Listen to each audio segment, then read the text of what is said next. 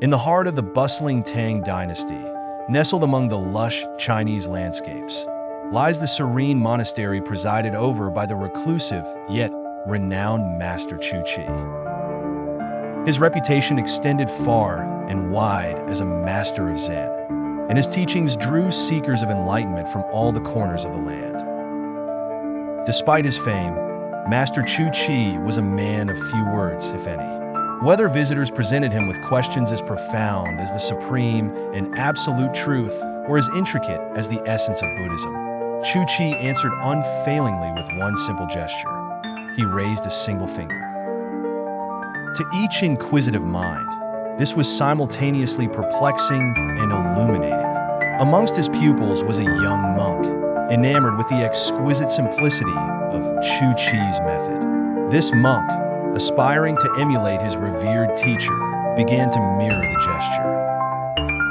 Whenever approached with questions on Zen, he would, with calm confidence, raise his finger in a manner identical to that of the master, believing he had grasped the profundity of such a silent dissertation.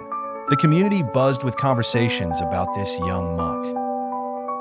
The echo of his renown soon reached the ears of Master Chü Chih himself.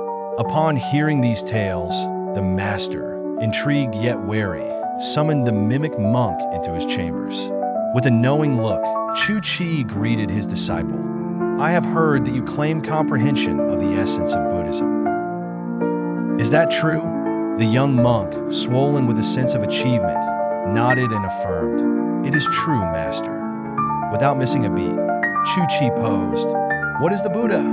The confident monk, believing once more in the sanctity of the gesture, raised his finger. However, this time was different.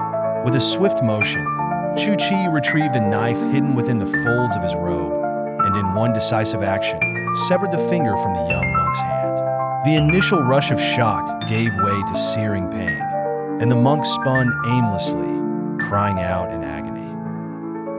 In the midst of this chaotic moment, Master Chü Chih's voice rang out clear and unwavering. "What is the nature of the Buddha?" In this fractured state, instinct overwhelmed the monk's conscious thought, and he raised his hand once more. Yet there was no finger to be lifted. The stark reality dawned upon him in that silent, vivid instant. The involuntary motion with his hand gave rise to unparalleled clarity, piercing through the veil of his traditional understanding. It was in the void, in the absence of a finger, where infinite possibility resided. Where enlightenment, unfathomable and profound, dawned upon him. A monumental awakening, as if the entirety of the universe, unfelt and unseen, was lifted, held within the nothingness. All were encapsulated in his non-existent finger just then.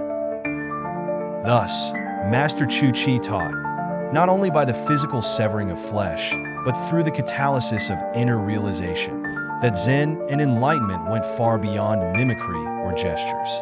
It was an instantaneous comprehension unrestrained by form or tradition.